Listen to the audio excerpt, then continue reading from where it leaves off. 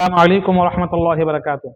আমরা সুন্নত সম্পর্কে আলোচনা শুনতেছিলাম। আজকে আমরা মসজিদের আদব সম্পর্কে, ভিতরে প্রবেশের সুন্নত তো আছেই, আদব সম্পর্কে কিছু কথা শুনবো। ধারাবাহিকভাবে আলোচনা চলতে থাকবে। আদাবুল মসজিদ, মসজিদে নামাজ পড়া। ১ নম্বর, মসজিদে নামাজ পড়া, বিশেষত পাঞ্জেগানা জামাত কায়েম করা। ২ নম্বর, মসজিদে প্রবেশকালে ভক্তি ও ভয়ের সঙ্গে প্রবেশ করা। ৩ নম্বর, প্রবেশ করে বসার পূর্বেই ২ রাকাত নামাজ পড়া। এই নামাজকে তাহিয়াতুল মসজিদ বলে।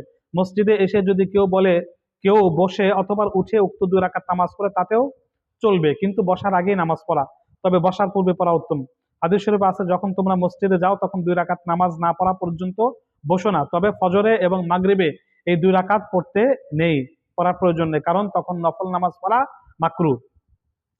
৪ নম্বর, মসজিদে যথারীতি খেদমত করা, সর্বদা মসজিদ পরিষ্কার পরিচ্ছন্ন রাখা এবং মাঝে মধ্যে তাতে খুশবু দেওয়া। ৫ নম্বর, হযরত আবু সাঈদ খুদরী রাদিয়াল্লাহু আনহু থেকে বর্ণিত, যে ব্যক্তি মসজিদ থেকে কষ্টদায়ক বস্তু যেমন আবর্জনা, কঙ্কর, পাথর ইত্যাদি বাইরে ফেলে দেয়, আল্লাহ তাআলা জান্নাতে তার জন্য একটি ঘর নির্মাণ করবেন।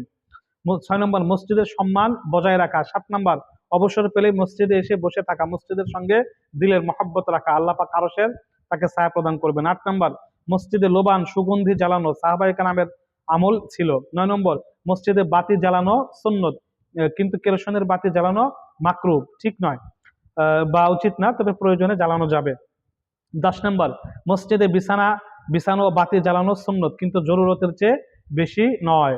মসজিদে যেসব কাজ করা নিষেধ, মসজিদের দুনিয়াবি কথাবার্তা বলা নিষেধ। ২ নম্বর, মসজিদে যেসব কথা মসজিদের বাইরে বলা জায়েজ, তাও মসজিদে বলা না জায়েজ। হ্যাঁ, আর যেসব কথা মসজিদের বাইরে বলা না জায়েজ, তা মসজিদে বলা তো একেবারেই হারাম।